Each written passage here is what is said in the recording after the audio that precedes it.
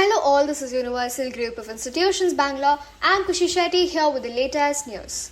Union Education Minister reviews NEP 2020 implementation progress with the states.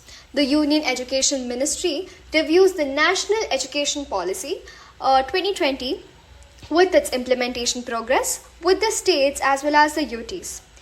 The focus is mainly on aligning flagship schemes, developing a 5-year NEP roadmap, as well as resolving all the implementation challenges that they have with various states.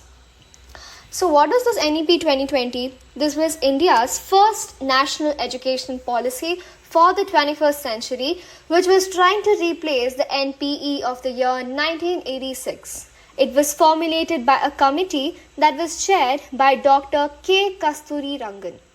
It aims to transform India into a global knowledge society.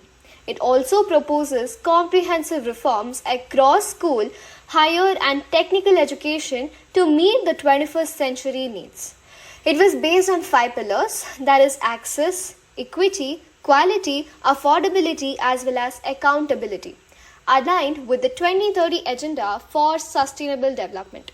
So what are the key targets that are set under NEP 2020? The key targets are that they expect a universalization of education from early childhood care as well as education to secondary education by 2030.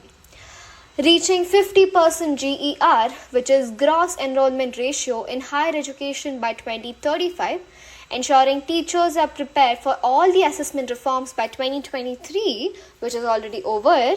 We are not sure how far we've reached on that.